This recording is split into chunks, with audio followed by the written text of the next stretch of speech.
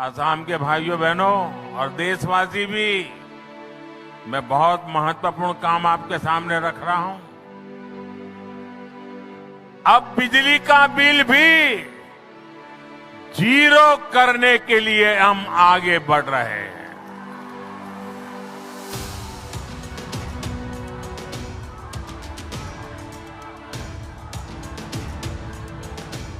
Budget में सरकार ने रूफटॉप सोलर की बहुत बड़ी योजना का ऐलान किया है।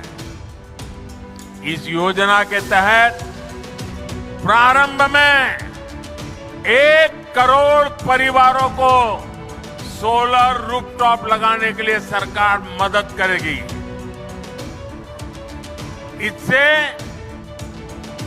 उनका बिजली का बिल भी जीरो होगा और साथ ही सामान्य परिवार अपने घर पर बिजली पैदा करके बिजली बेच करके कमाई भी करेगा। साथियों, मैंने देश की 2 करोड़ बहनों को लखपति बनाने की गारंटी दी।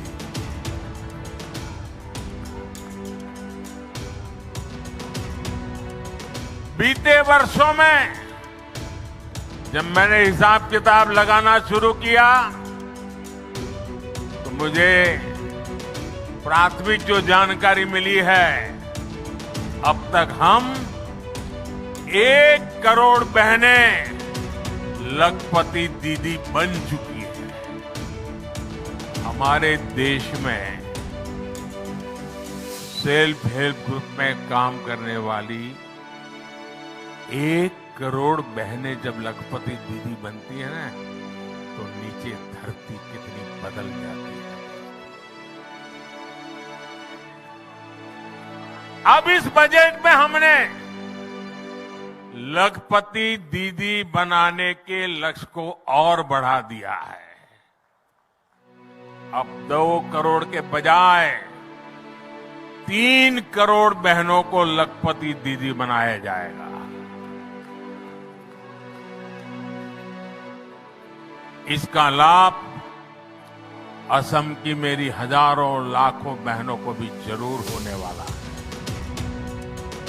यहां स्वयं सहायता समूह से जुड़ी सभी बहनों के लिए अवसर ही अवसर आने वाले हैं और इतनी बड़ी माताएं बहनें यहां आई है, जरूर उसमें भी मेरी लखपति दीदी आई ही होगी।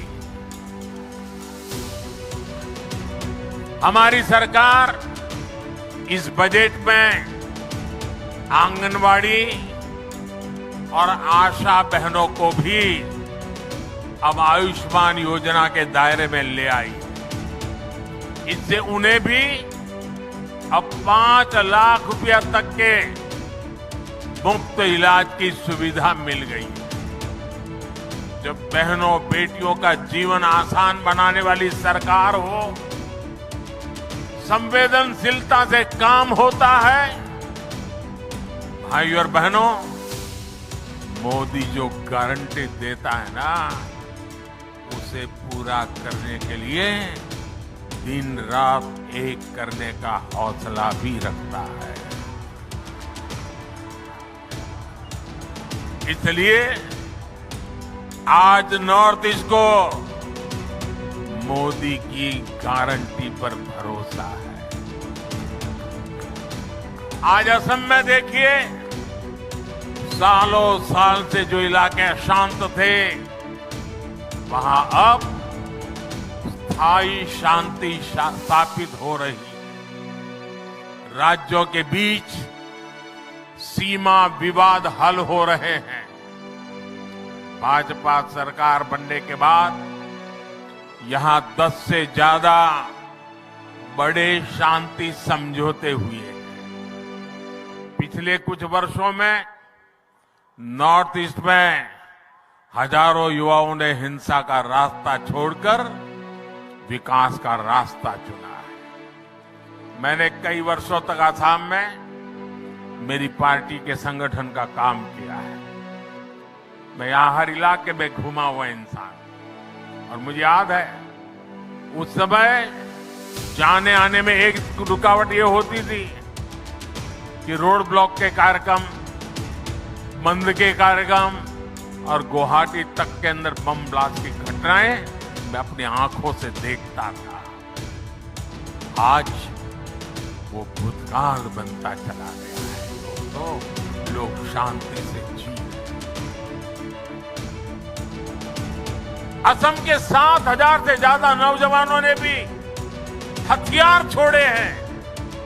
देश के विकास में कंधे से कंधा मिलाकर चलने का संकल्प लिया है। कई जिलों में आसपा हटाया गया है।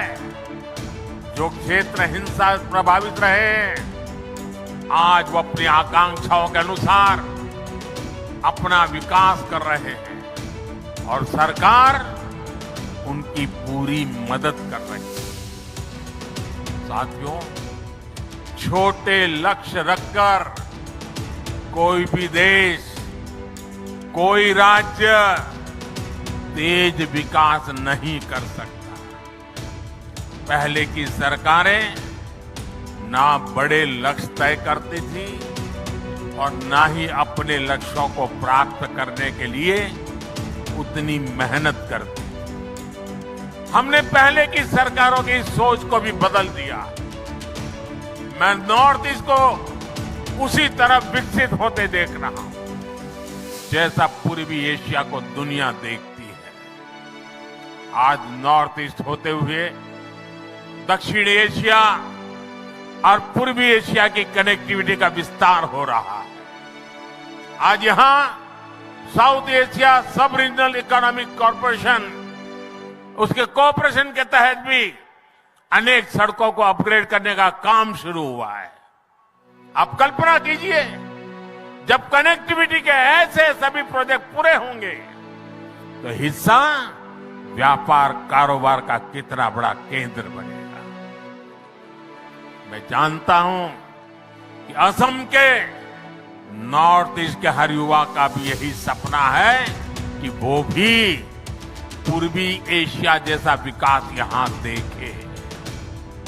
मैं असम के नॉर्थ ईस्ट के हर युवा को बताना चाहता हूं, मेरे युवा साथियों, आपका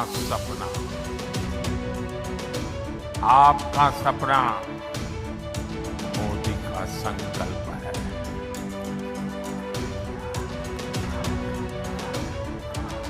और आपके सपने पूरे हो, इसके लिए मोदी अपनी तरफ से कोई कसर बाकी नहीं छोड़ेगा।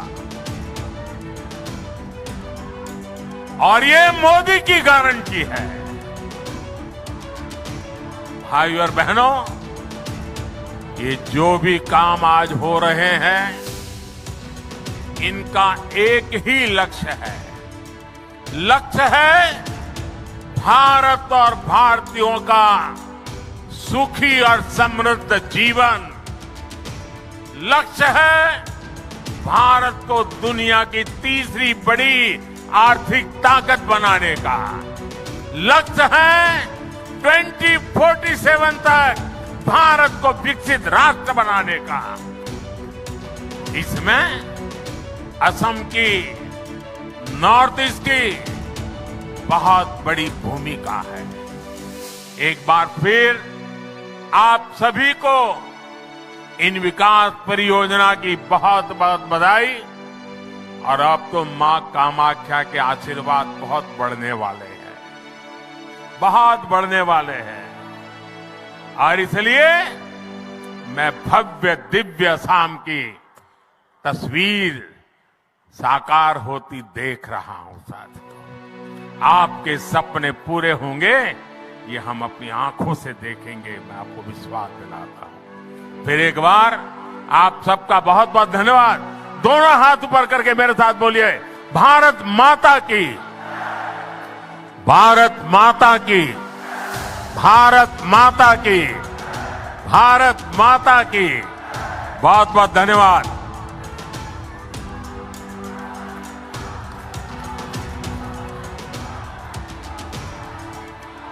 महोदय, आपके उत्साहवर्धक आशीर्वचनों के लिए हम आपको कोटि कोटि प्रणाम करते हैं।